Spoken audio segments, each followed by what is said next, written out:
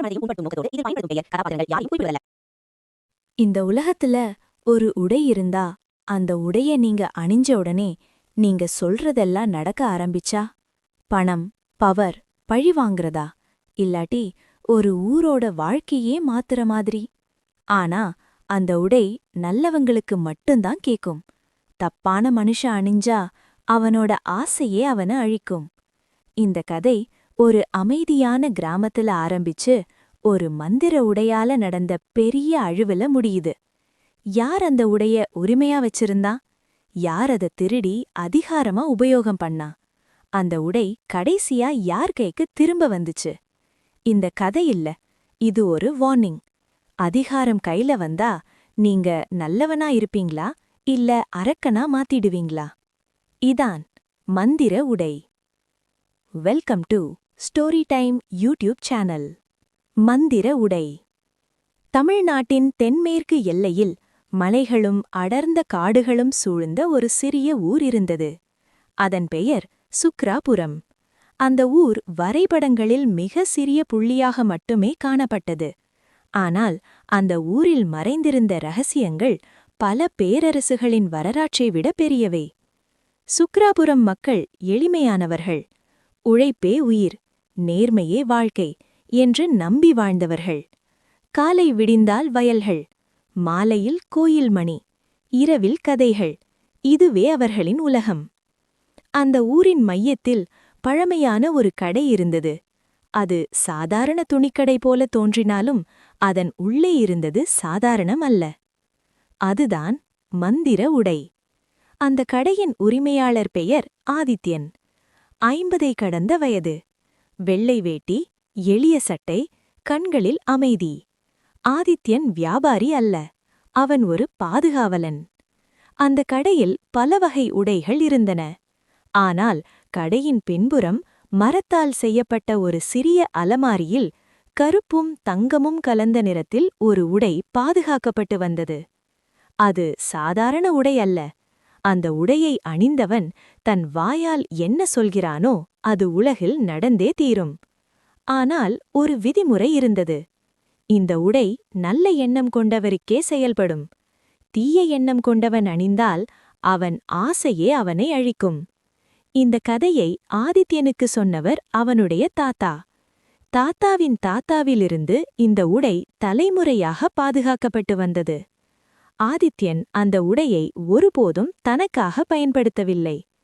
அதிகாரம் மனிதனை கெடுக்கும். இதுவே அவன் நம்பிக்கை. ஒரு நாள் சுக்ராபுரத்துக்கு வெளியிலிருந்து ஒருவர் வந்தார். அவனின் பெயர் வீரேந்திரன். வீரேந்திரன் நகரங்களில் பெரிய வியாபாரம் செய்தவன்.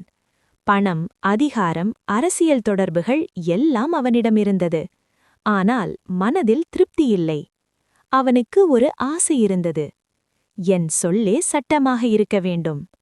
சுக்ராபுரம் பற்றியும் அந்த மந்திர உடை பற்றியும் அவன் எங்கிருந்து கேட்டான் என்பது யாருக்கும் தெரியாது. ஆனால் அவன் தெரிந்து வந்திருந்தான். அவன் கடைக்குள் நுழைந்தபோது ஆதித்யன் கண்களில் ஒரு அசாதாரணமான கவலை தோன்றியது. இந்த ஊருக்கு ஏன் வந்தீர்கள் என்று ஆதித்யன் கேட்டான். வீரேந்திரன் சிரித்தான். வியாபாரம்.